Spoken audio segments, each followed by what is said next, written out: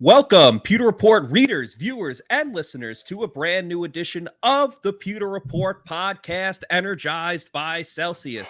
It is our second episode of the week, but a very special one because that means we're a day closer to the Bucs opening game of the season on Sunday Night Football on the road against the Dallas Cowboys. So today's episode is dedicated to a Bucs-Cowboys game preview. Bucs-Cowboys game preview on the Pewter Report podcast. Oh, yeah. Check it out right now. And it's Wednesday. Lucky enough to be joined by a very special guest, Cowboys reporter Rick Zoyce. Before we get into that, though, I'm your host, Matt Matera. Joining with me is the face that runs the place at pewterreport.com, SR Scott Reynolds. And Scott, we're a day closer to Sunday night's contest. How are we feeling?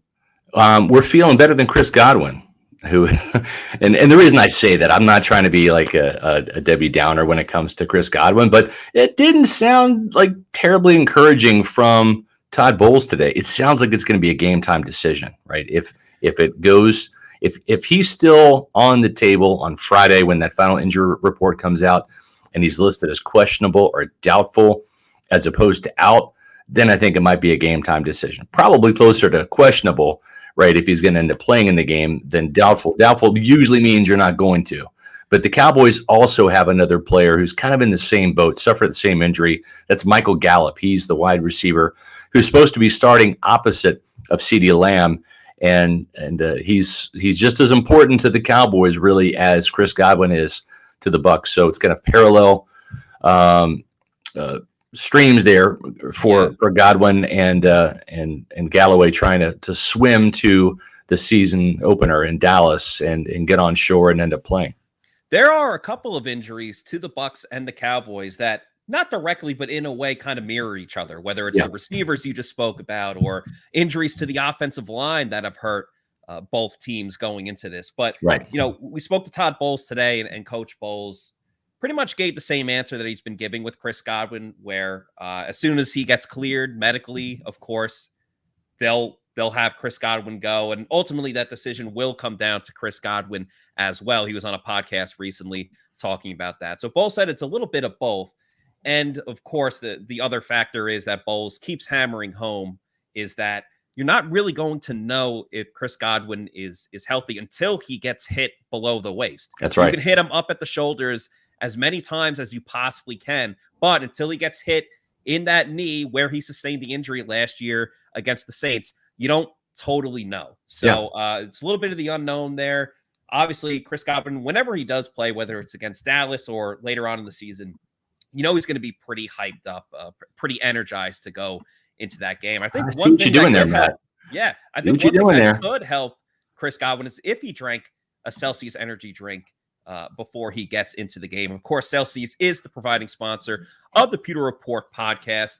Great logo here. I love it. You got the Celsius drinks and the football as well, because we love Celsius and we love football. There's so many different things to love about Celsius, whether it's the variety of drinks. I mean, you see it right there, the Arctic vibe.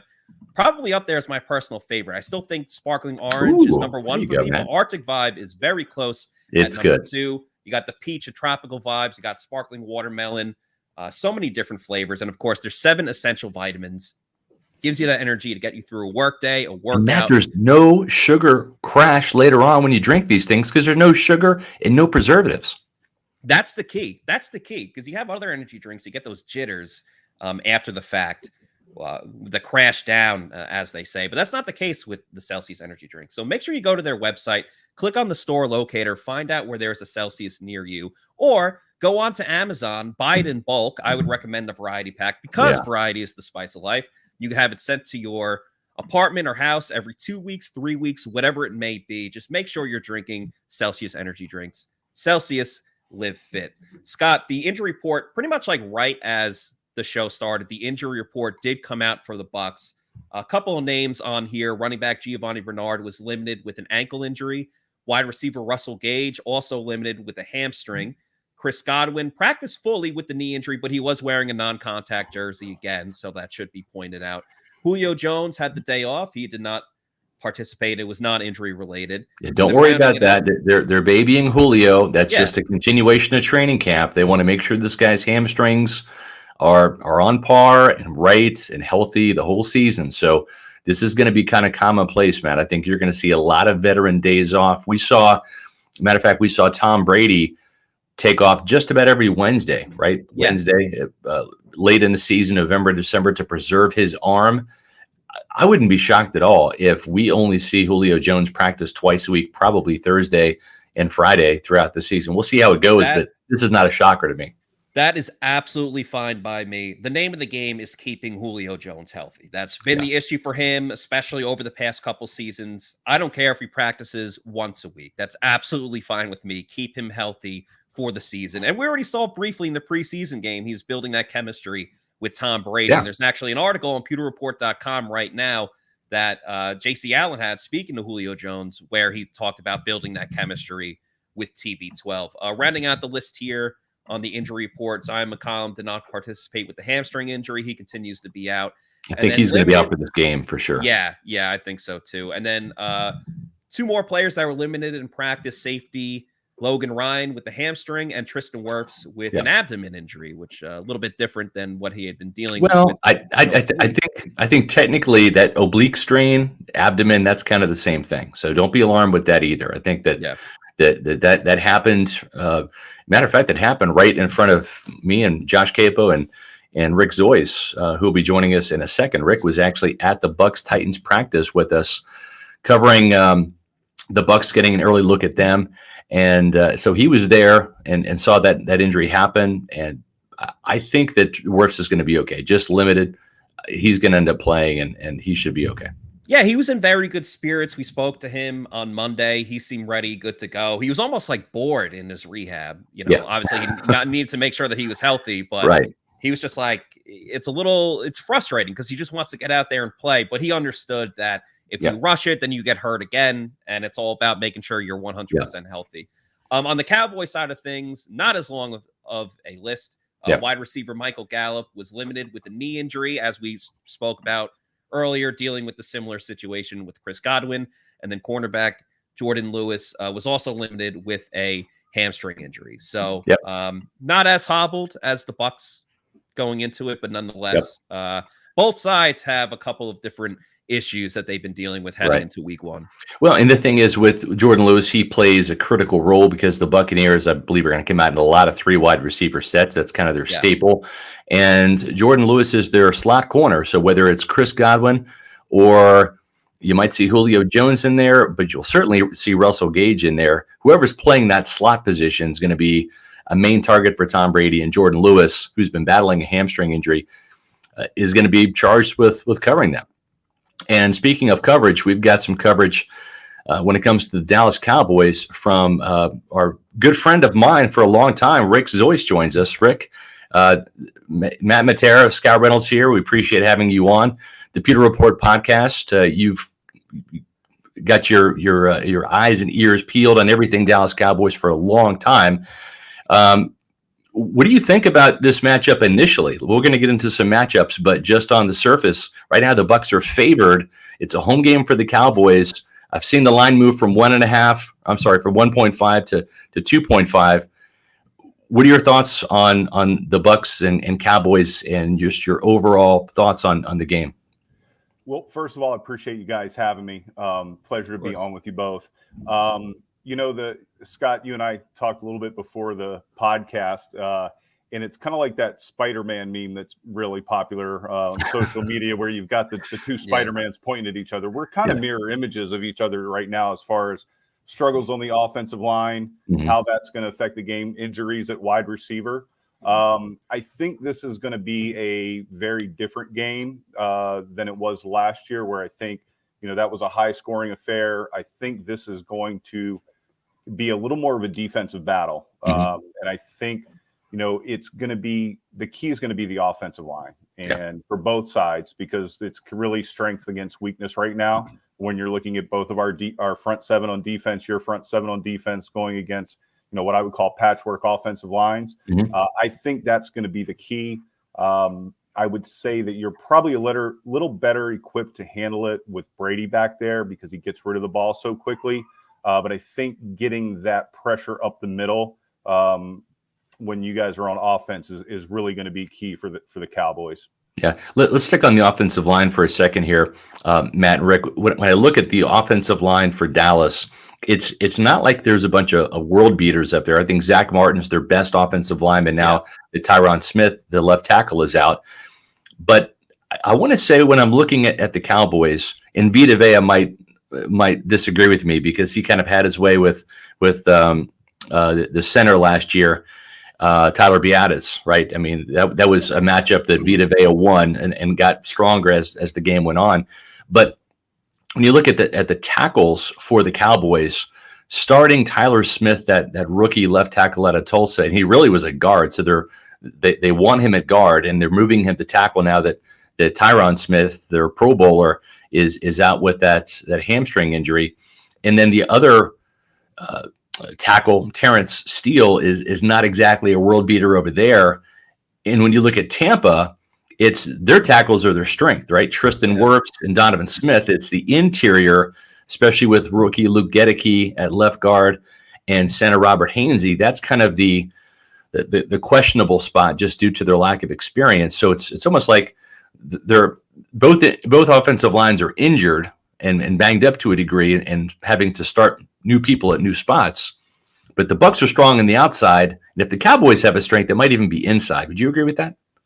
I would, and I'd say as a quarterback, you'd rather be able to step up in the pocket. You know, certainly Brady and Dak would rather step up into the pocket if they've got that middle protection.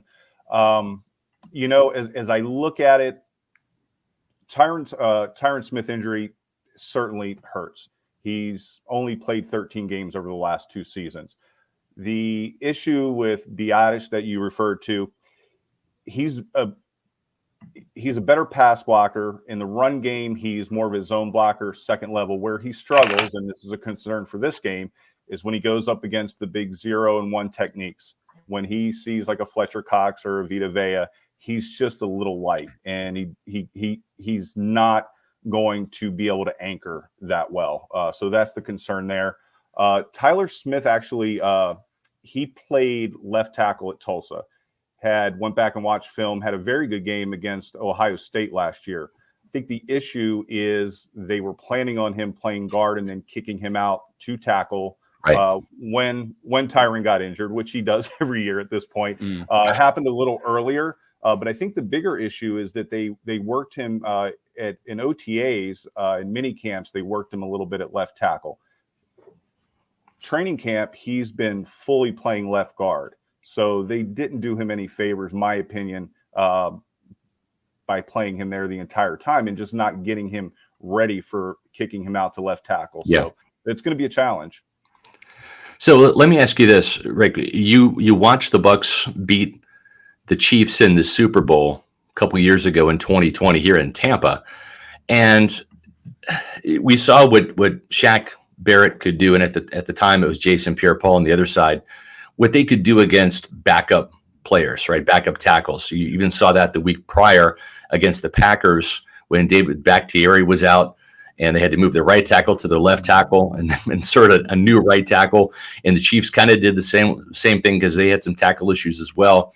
It means big games for Shaq Barrett, right? Shaq Barrett could have been the Super Bowl MVP if not for Tom Brady's 3 touchdowns in the first half. He was the thorn in the side the entire game.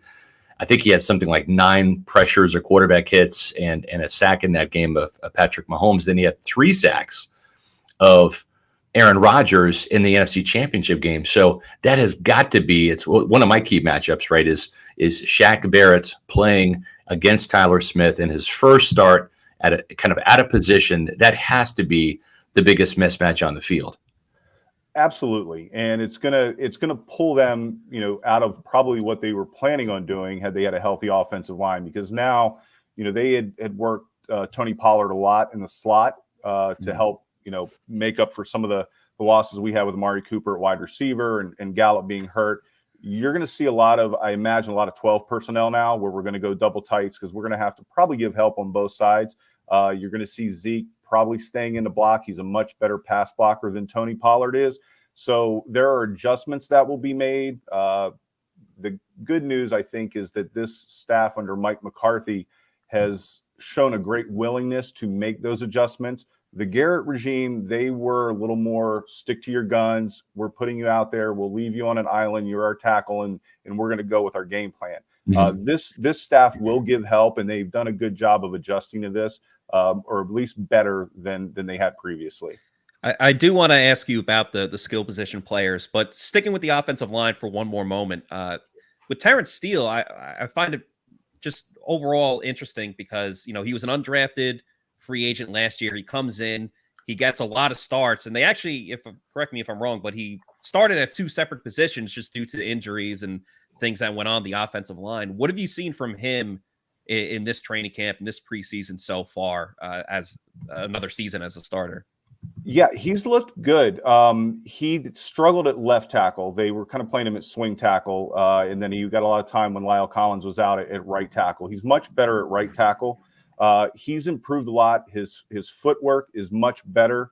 He's playing with better technique, not getting out of position as much. He's able to anchor on that inside foot to cut off that inside rush, which he did have a problem with. He was much improved there. Actually, last year, I thought their offensive line played better when he was in at right tackle. When Lyle Collins came back, the performance went down to the offensive line.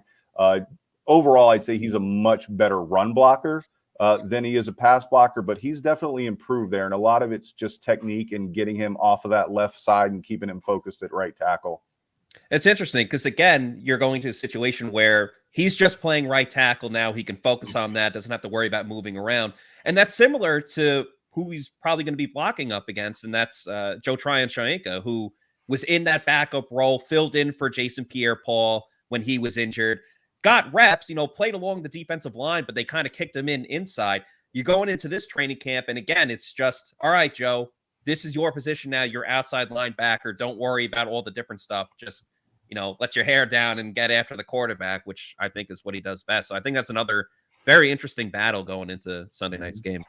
I agree. Rick, one of the things that you mentioned, I want to circle back around where we're still talking about the Cowboys offense, is when Tony Pollard has to stay in to block and pick up a blitzer, or Ezekiel Elliott, isn't that a win for the Bucs defense, even if they don't get home to Dak Prescott, because that's just one less weapon that is deployed for Dak to throw to, and just kind of takes a chess piece off the board, so to speak, for the Cowboys offense?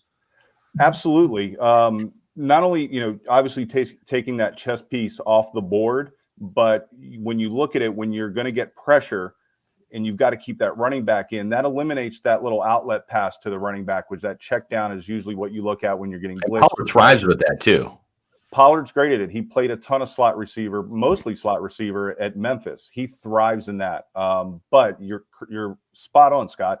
When you have to keep them in the block, it's eliminating their ability to be that little outlet pass, and that's going to be a challenge. And I think that's where they'll probably look when they're in 12 personnel, is getting some help from the tight ends on the tackles, and then letting them probably slip out into the quick passing game.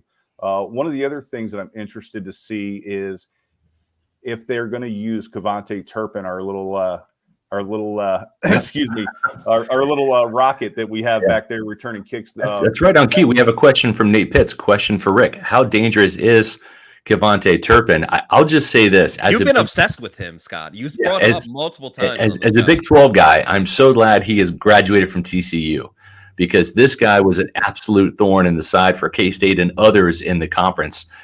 He's not the biggest guy in the world, but he has got some absolute jets to him. He's 5'9", listed at 153 pounds. So if you think like Devin Tompkins, former Utah State wide receiver last year, now he's in the Bucs practice squad.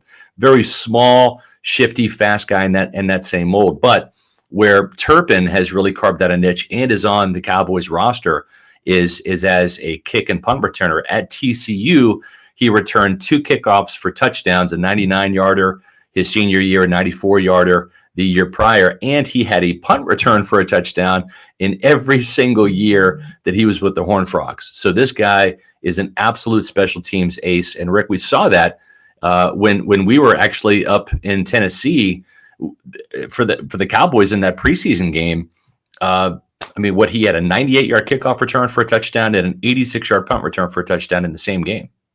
Yeah, he's dangerous. Jim Fossil spent a lot of time this week talking about the time that they've spent on special teams in the return game looking at film of Devin Hester.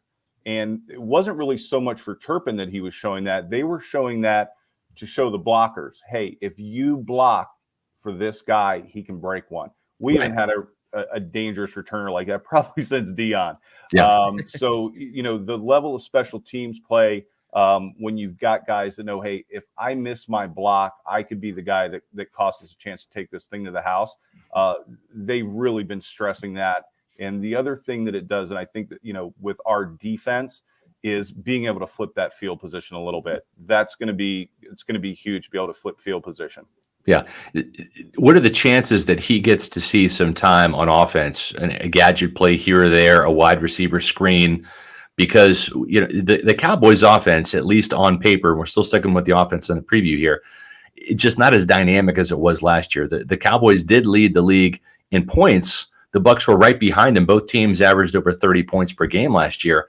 But is the Cowboys offense as dynamic without an Amari Cooper and some of the pieces, like with Gallup possibly not playing? And I think Gallup might even be a little bit behind Chris Godwin because he practiced for the first time. Godwin's been practicing with the team, but this was Gallup's first practice with the Cowboys today, I believe.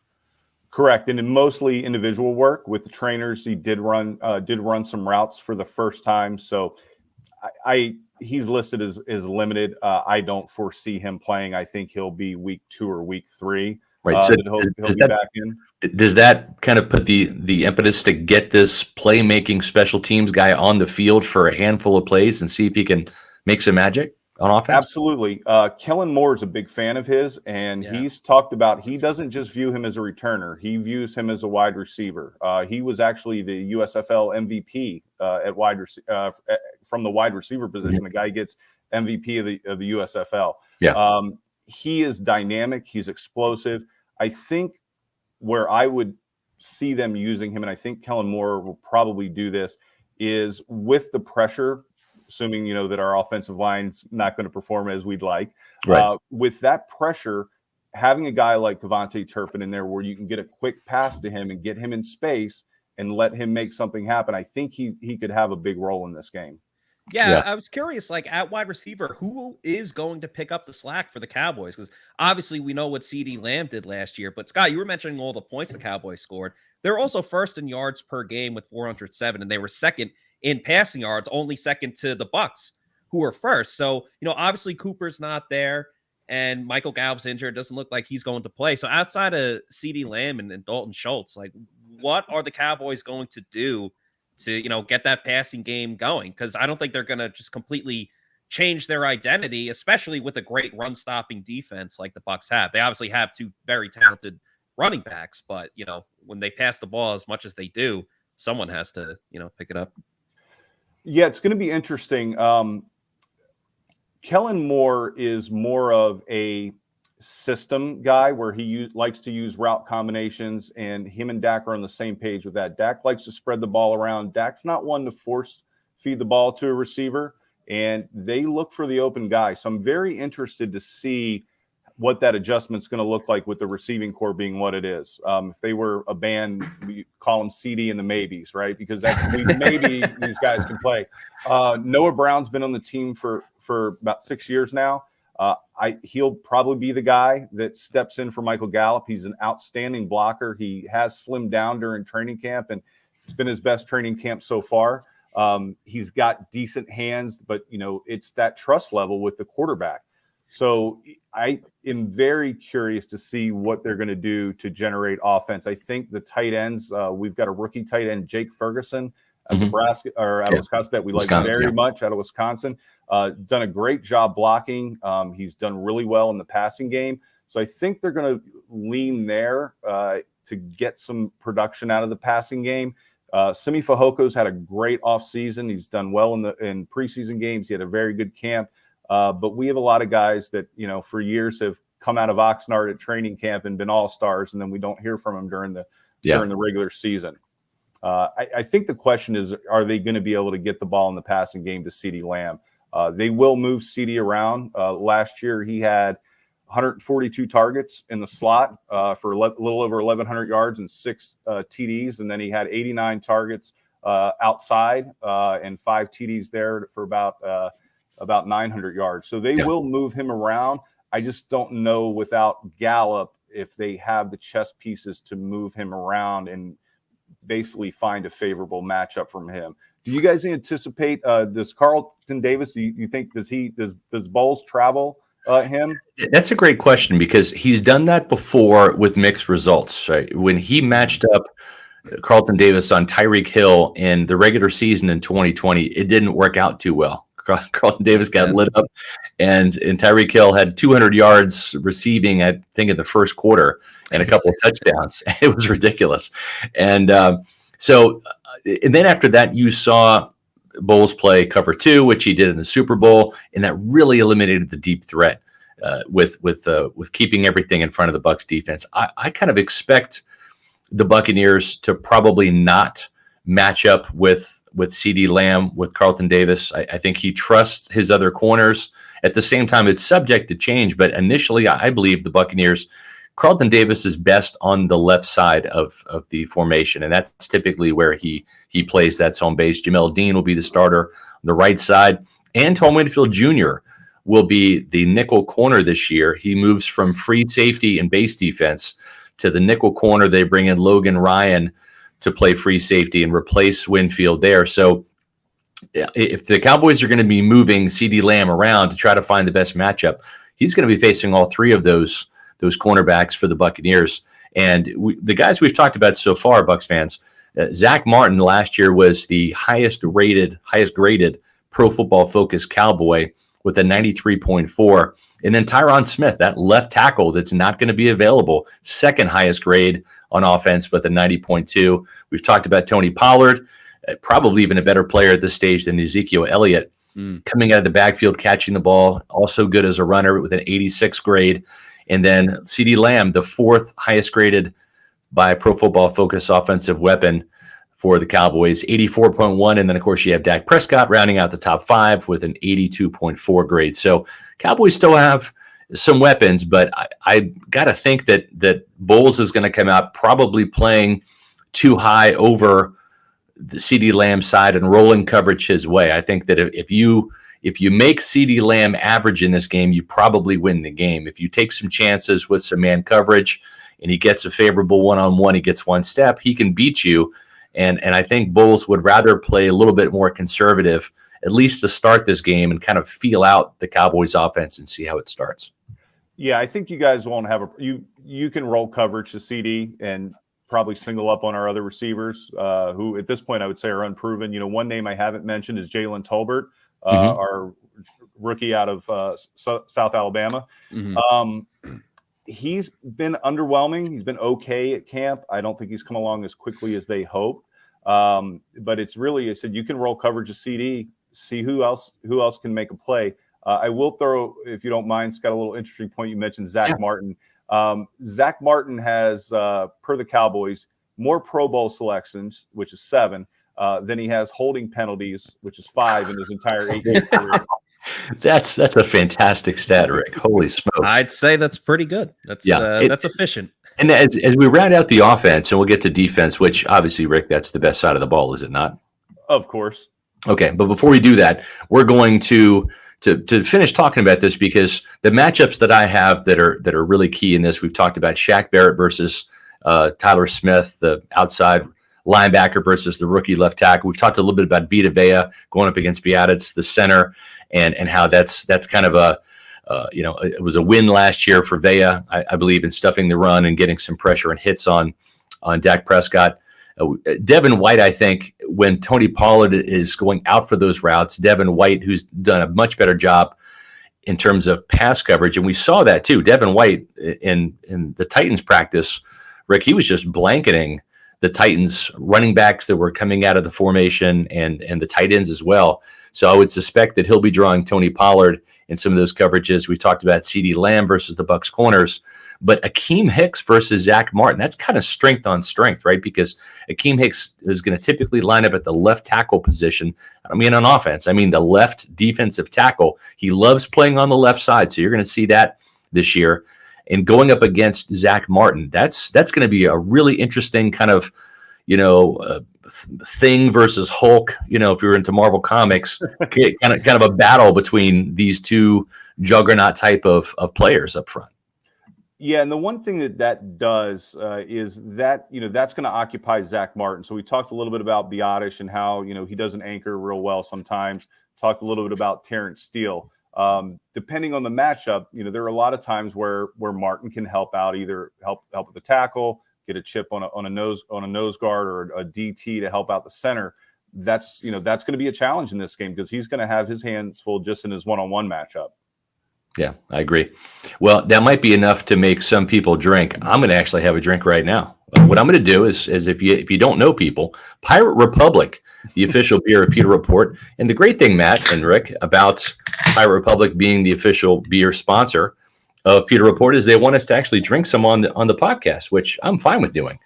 The beer of choice today for me is that yellow can. It's the Golden Haze of Piracy. It's a Belgian wheat beer. They've also got a couple of other fantastic beers, the Long John Pilsner, which we've talked about before, and the Take No Quarter IPA. I am not an IPA fan, folks, but this has made me an IPA drinker. I will only drink Take No Quarter, but it's damn good. But today, the Belgian wheat beer, the Golden Haze of Piracy, it's absolutely fantastic. And what it has is it's got the malted barley and the wheat together with Belgian yeast, and they create this golden haze, coriander and orange peels. They add to the boil to accentuate a lively, sweet citrus flavor. That's right. If you're in Florida, why not drink something with a touch of citrus in it? It's an absolutely fantastic beer. Believe it or not, I think it's actually my favorite. I love the Long John Pilsner because I can take it out to the pool, to the beach. It's one of those beers that you can have over and over again because it's light, crisp, and refreshing. But this has packs a little bit of a punch with the 4.6%, but it's got a great flavor to it. Again, you drop an orange in it, and it actually just sets it off as I'm doing right here. I'm going to give you a little show and tell. Don't be too jealous, people, but here it is. So where can you find Pirate Republic? Well, you're going to want to get some for the game this weekend. And why not just get some today? Because Thursday Night Football starts tomorrow. The NFL season kicks off with the Bills and the Rams. Then you got college football starting up again on Friday night, Saturday. And then you've got the Buccaneers and the NFL slate, which kicks off on Sunday, of course. So make sure that you get some Pirate Republic beer. It's at participating ABC liquor stores in the Tampa Bay area, Total Wine and More, Lucan's Liquors, also available at Party Liquors in a couple of select bars in and around town that we'll tell you more about on social media. But make sure that you're drinking Pirate Republic. And Scott, you're just in time because today is National Beer Lovers Day. And if you love beer and you love Pirate Republic, it's the perfect combination on this day as you're enjoying. Yes, Matt, I didn't wanted to slam this. I don't know what happened. I didn't see the IPA in the green room for me, but we'll talk about that maybe when we see each other in the playoffs. That sounds good. I'm looking forward to that, Rick. Let's flip to the defensive side. So our roots, Rick, are on the defensive side. I actually coached South Pasco Predators football together. Pop Warner, that's how we met. Our sons, Logan and Cade, played together on the same team, and it was a blast. And you and I have always kind of gravitated towards the defensive side. So this is the fun stuff. This is like the dessert, or this is like the icing on the cake. Eat the cake first, then eat the icing. So let's dive into some defense here. One of the things that really kind of stands out in me, and how could it not, is that big, massive nose tackle for the Dallas Cowboys. 6'4", 340 pounds. I'm talking about Bohannon. He's an absolute beast. I like the fact that Robert Hainsey, the new center for the Buccaneers, has gone up against a similar sized player in Vita Vea and also Akeem Hicks. They're both about 350 pounds. But this guy right here, he puts stress on opposing offensive lines and by clogging up run lanes, does he not? He does. I'd say he's a svelte 340, 360. But yeah, he's a trash can full of dirt. And it's really a departure from, and I know you guys are very familiar with Rod Marinelli.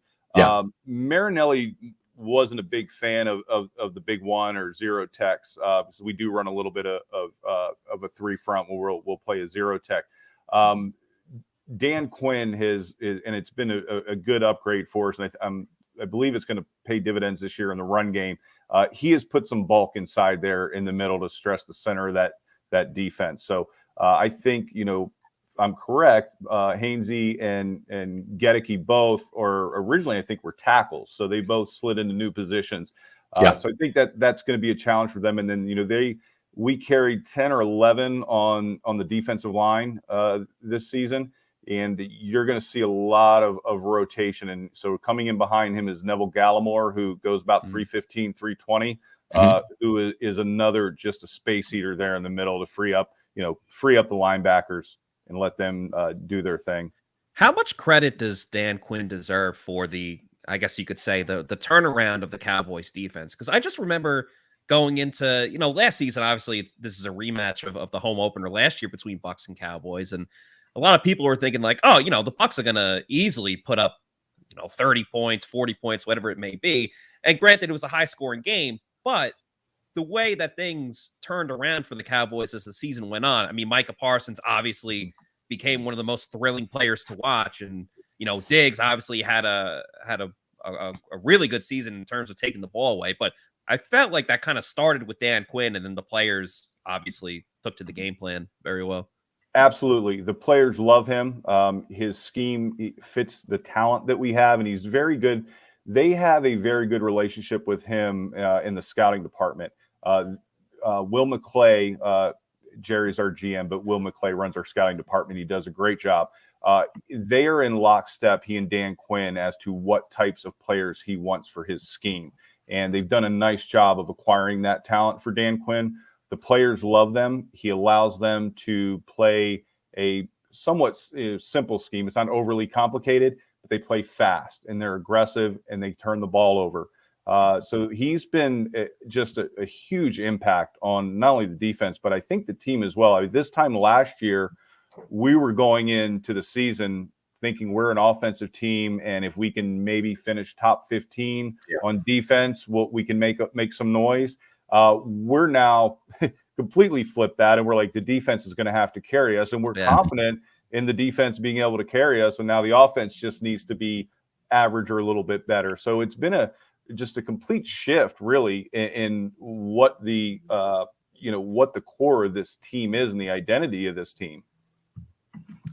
Yeah, I agree. The great thing about the identity you're talking about for the Cowboys and the Buccaneers is I think it's kind of the same thing, right? When you've got Todd Bowles now is the head coach, and I think you're going to see even more of an emphasis on the defense, more of a shift towards the running game a little bit. And just because Bowles knows the importance of stopping the run and how that sets up everything he wants to do from a pressure package standpoint, from a blitzing standpoint.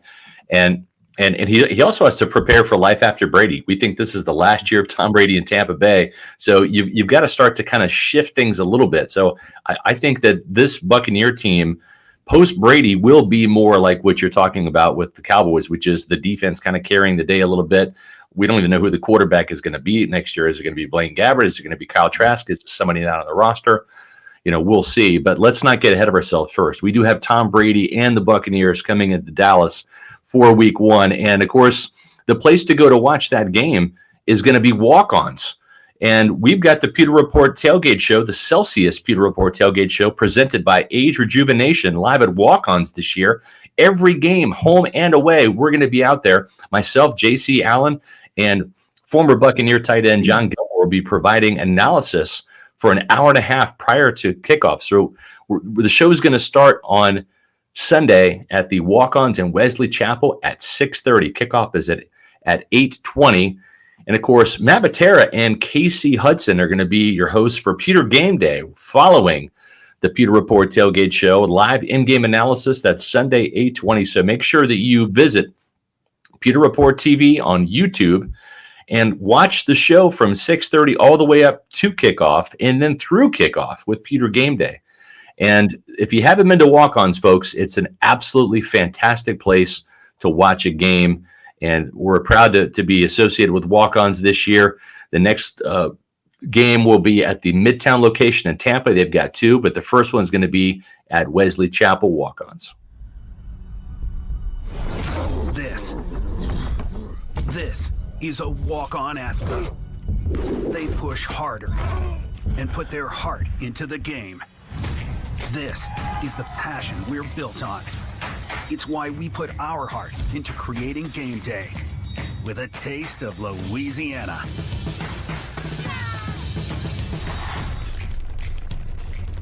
Walk-ons, we live for this. Fun fact about that Wesley Chapel Walk-Ons, Devin White is a former LSU Tiger and is from the state of Louisiana. And, of course, that's where the Walk-Ons franchise began, and now they're in Florida. And Devin White is a part owner of that Wesley Chapel location. So he won't be there on Sunday. He'll be in Dallas playing. But you can come out and see JC and John Gilmore. But we want you to go to Walk-Ons, folks. Why? Because it's the place to eat for game day or any day. There are over 100 walk-on locations in 15 states, including 8 in the state of Florida, with 2 in the Tampa Bay area. That Wesley Chapel location where we'll be at this Sunday, starting at 6:30. That's across from the Outlet Mall. And then that new Midtown location down in your neck of the woods, Matt, just a couple minutes away from the stadium, with a wide selection of your favorite beer on tap, craft cocktails, burgers, and delicious Cajun and Creole-inspired food. Get in the game with Walk-Ons. Happy hour is from 3 to 6 Monday through Friday. And guess what, Matt and Rick?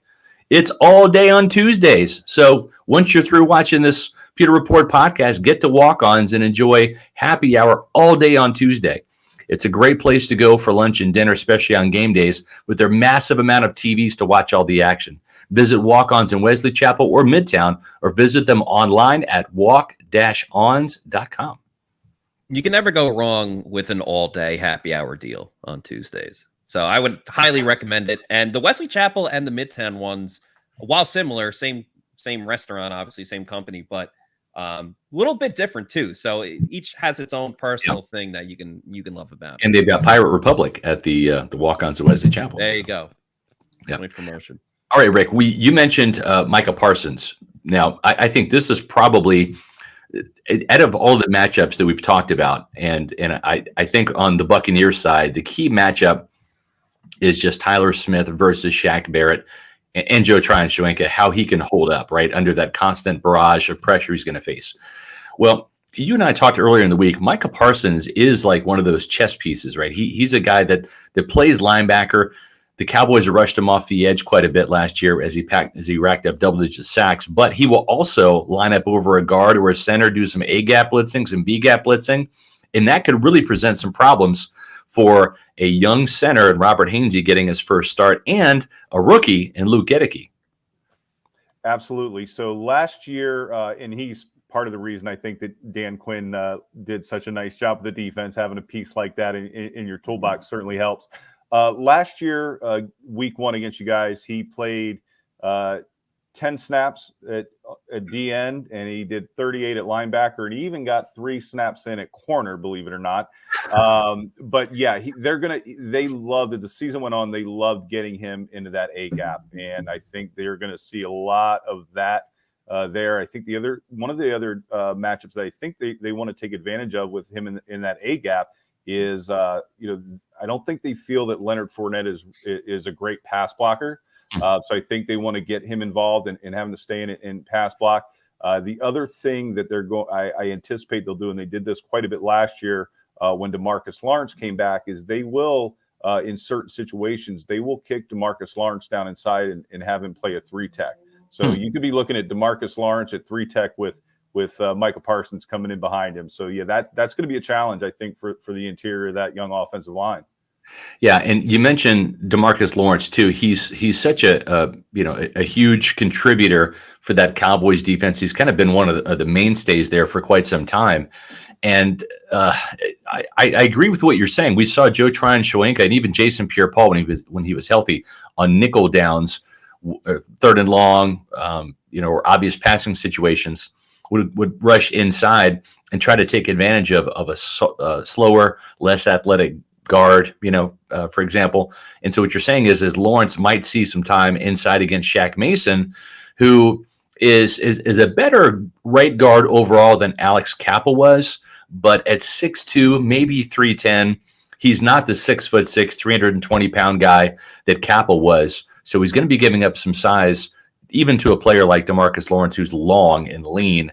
And I think that's how the Buccaneers have kind of used Jason Pierre-Paul, Joe Tryon-Shoyinka in the past. So, yeah, having that 1-2 punch on the inside, it kind of makes sense, because when you've got a guy that's as good as Tristan Wirfs at the right tackle spot, and then you've got another Pro Bowl caliber left tackle in Donovan Smith, maybe moving around a player like DeMarcus Lawrence rather than going strength on strength, trying to find that mismatch, that might be what Dan Quinn has in store, you're saying, Rick.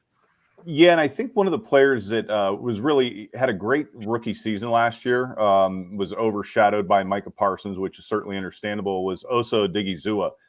He's a very solid defensive tackle, and I think that's going to be another matchup that the Cowboys are going to feel that they have an advantage in with him in the defensive tackle. He's very quick, but he doesn't give up a lot of size. He's very stout, plays very smart. He's got good recognition, and he's disruptive. The thing with the Diggy too is he's about 280, 285. He's not the biggest guy, but he plays bigger than his size. But he's got some real initial quickness, and that's something, Matt, that we saw Luke Gedeke struggle with, probably even more so in the Colts game. But then he also struggled with that in the Titans game. As the game wore on in that second quarter, you saw Gedeke have some issues there. And so that's a matchup, too, that I have on my list here is Luke Gedeke versus Micah Parsons from when he blitzes that A or B gap, and then Osa Odigizua, just because Gedeke, Matt, I think has struggled a little bit with some quicker defensive tackles. Yeah, I mean, you're only as strong as your weakest link, and obviously everyone, not just the Cowboys, but most opponents early on are going to target him, because why not? You know what you're getting with the tackles, and obviously Shaq Mason is a formidable offensive lineman that's been doing this for a long time. It's almost a bit odd that, if anything, I understand the speed of going from Central Michigan to the NFL. Sure, that's going to change, but when you have a guy that used to play tight end and then used to play tackle, you would think like he'd be a little more fleet of foot when it comes to, dealing with speed and mobility and everything like that.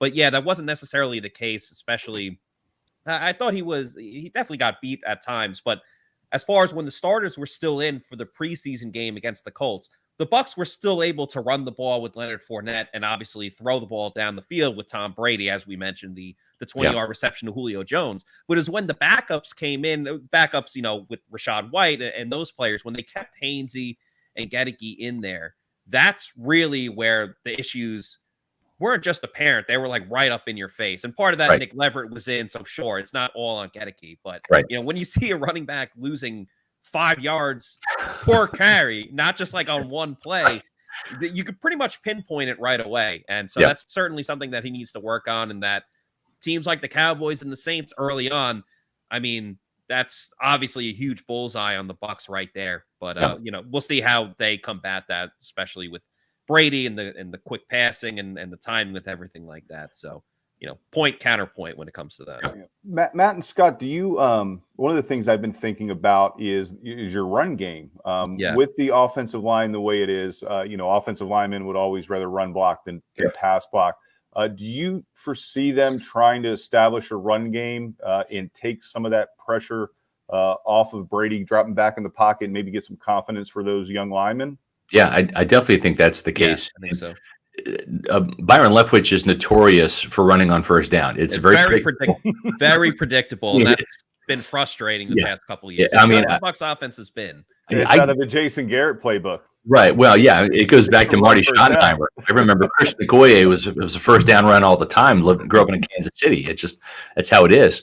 So I think that you will see that. The good news for the Buccaneers in the two preseason games, the last two games that Leonard Fournette has played in, he got a 10-yard carry against the Titans on his first carry of the game on first down, and then a 13-yard carry on the first carry against the Titans. So I'm all in favor of Byron Leftwich calling a run for Leonard Fournette in the first play of the game, because I think Leonard's averaging about 12 yards per carry on that. And after that, we'll see. But yeah, I do think Todd Bowles does want to lean on the Bucs ground game.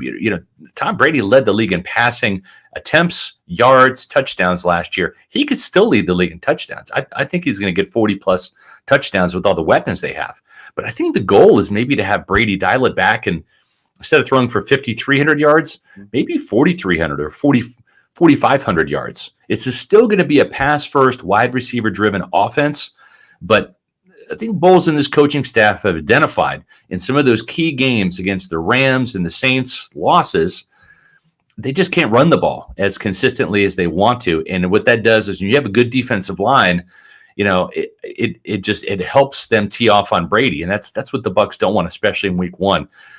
The Bucs would rather have Micah Parsons making a tackle 3 yards down the field than getting a sack 3 yards in the backfield. And so, yes, I do think you're going to see a healthy dose of Leonard Fournette and also the rookie Rachaad White, who not only is he the backup running back now on the new depth chart that came out that we reported on pewterreport.com, but he is also the kick returner. He's the starting kick returner. So not as dynamic as Lavonte Turpin, but we'll see Rachaad White returning kicks. Well, I was very impressed with White at the Bucs practice that we were at over in Nashville.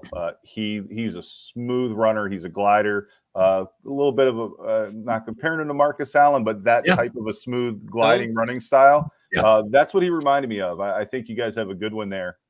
Yeah, he was one of the comparisons. I believe was Marcus Allen was one of them, where everyone's of course like, we're not saying he's a Hall of Famer, but but he's like Eric Dickerson and Marcus Allen and Le'Veon Bell. I mean, that's the comparison. Yeah, that was the comparison there. One thing also on the run game that I personally want to see is a little more variety when it comes to running the ball. Sure, you don't want to be predictable, but the Bucs have been very headstrong with just running. O'Keefe, love O'Keefe. Yeah, he's going to be a factor if they actually have a fullback this year. The fullback, which he has been doing. But I think the Bucs are really good when they run the ball, when they start doing some sweeps and get those tackles out in space. Like Donovan Smith is great when he's running up the field, and he has some great highlight tackle blocks. Obviously, it's a left tackle on a cornerback, so the guy's going to get squashed like a bug as it is.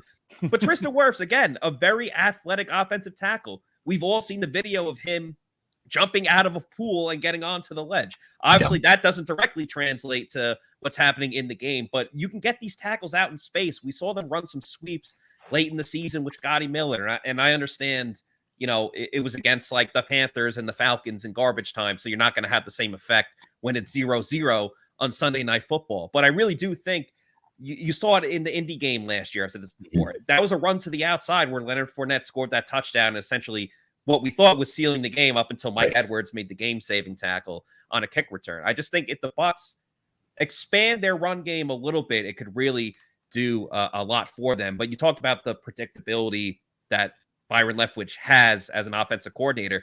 If you wanted to bet on him running the ball on the first play of the season for the Tampa Bay Buccaneers, the best place to go and do that is with mybookie.ag, which, of course, guys, the regular season is here. The first game of the season is, of course, on Thursday as the Bills and Rams prepare for the NFL kickoff and the Bucs and Cowboys prepare for Sunday Night Football. Now's the time to prepare for your winning season at MyBookie. Whether you're a veteran bettor or a first-timer, MyBookie gets you the most for your money with a double deposit bonus. It's quick and easy. A $250 deposit puts $500 in your account. Even if you learn from Plant City math, you can understand that. You can use your funds to bet instantly on as many games, contests, and props as you want. To claim your bonus, register today. Use the promo code Pewter, designed to add more excitement to the games and sports you love. Bet on team win totals, predict the Super Bowl winner, or use the MyBookie prop builder and secure that bag. Put in a prop bet on O'Keefe scoring a touchdown. You never know if it could happen, if it could go down this season. Your winning season begins today exclusively at MyBookie. And once again, that promo code is Pewter. Get double your money on your first deposit. Promo code Pewter. I love it, Matt. I just put down a whole bunch of money, a crap load of money on MyBookie. I went through and I've got bets. I put some money on the Buccaneers. I like the point spread. I got $10 because as I say, 10 large. I put 10 large on the Bucs when it was 1.5. I even put another 10 large. I'm going crazy here on my bookie on the Bucs when the point spread jumped up to 2.5. So a lot of college bets as well. I'm looking at that K-State Missouri line, waiting for that to come down under 7. It's trending that way. Once it does, I'll probably jump on the Wildcats. But good stuff. So Rick, as we kind of round out the show here, you talked about the Cowboys not having the depth and the playmaking ability at wide receiver. Well, guess what? The Buccaneers do. The Buccaneers more flush at wide receiver than any team in the league in any position on their team. They got this guy, Mike Evans. He's kind of good. He's got 8 years worth of 1,000-yard receiving yards. And I mean, we're talking, that's an NFL record. And I'm not going to sit there and say he's not going to get 9,000. J.C. Allen will. J.C. Allen will say he's not going to get 1,000 yards this year for the 9th year in a row, but that's not me. I'm saying that he will. Matt, I'm guessing you will as well. Especially early on, he's gonna light it up. His stats early as Chris Godwin works his way into the offense. So my question to you, Rick, is what you posed to me about Carlton Davis possibly traveling with CeeDee Lamb.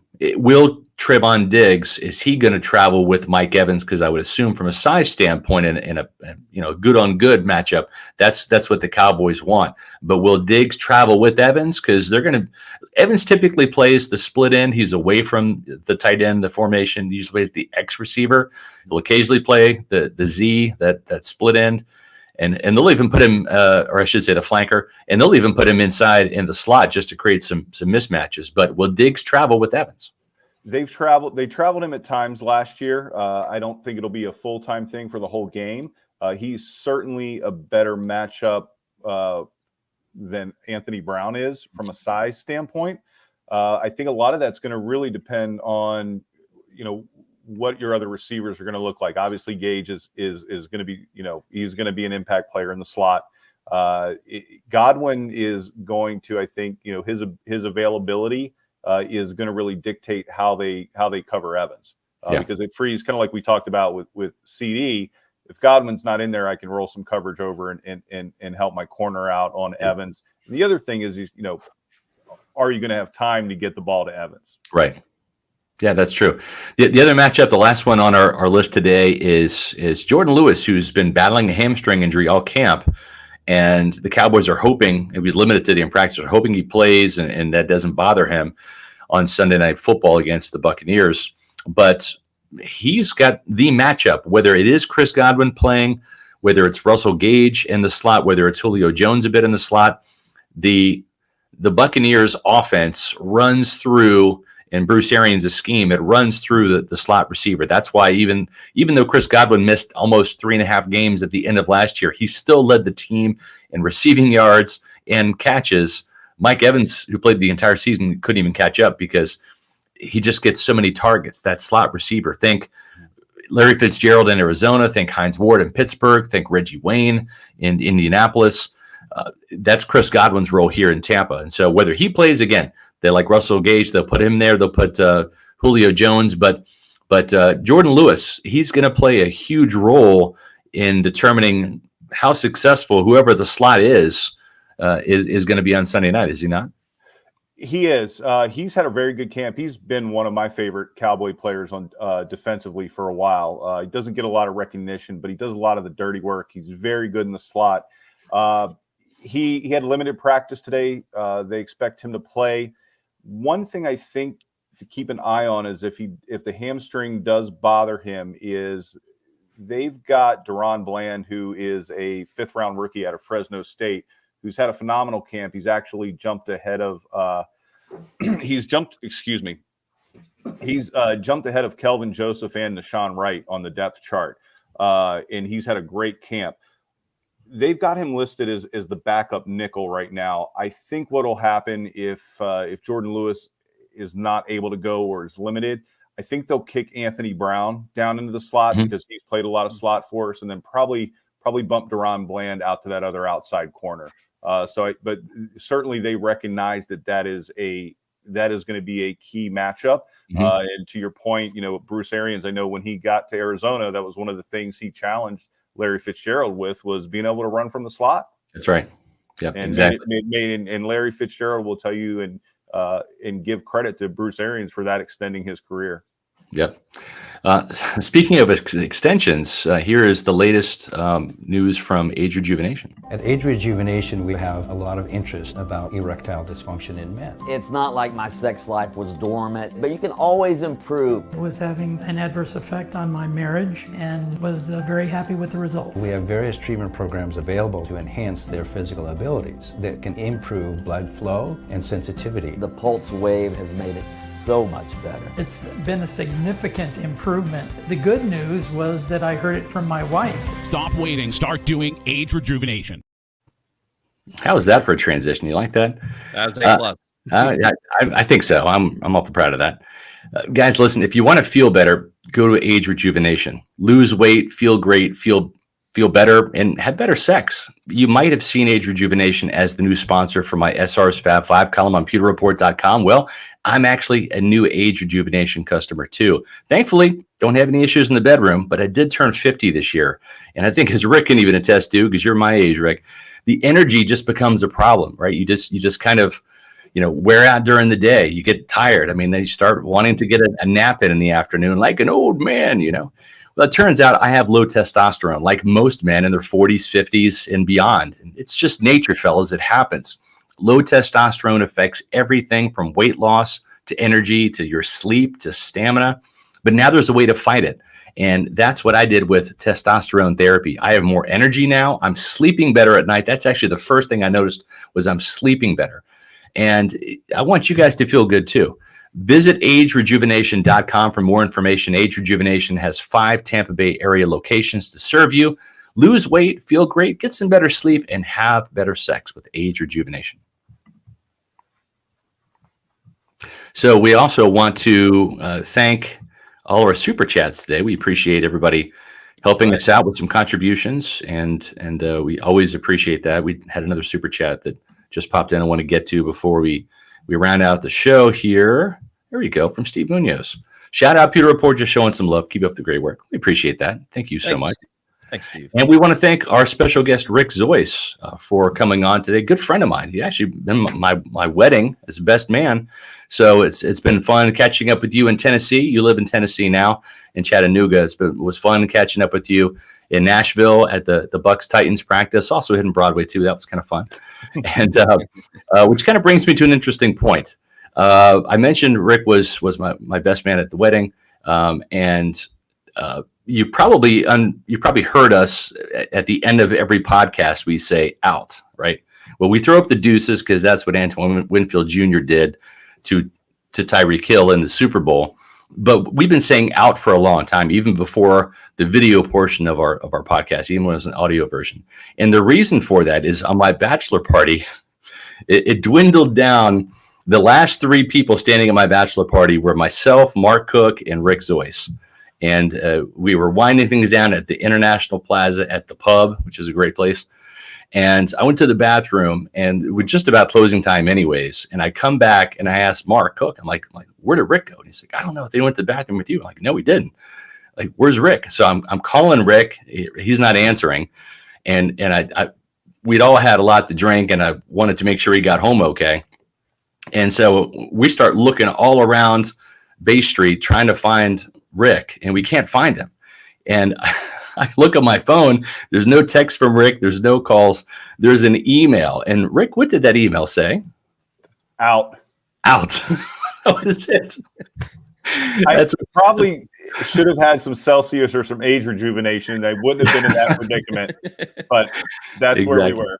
Exactly. Well, we appreciate everybody for tuning in today. Thank you, Rick Zoyce, for joining us. As always, it was a treat doing a show with you. We talked about it for a long time, and it happened.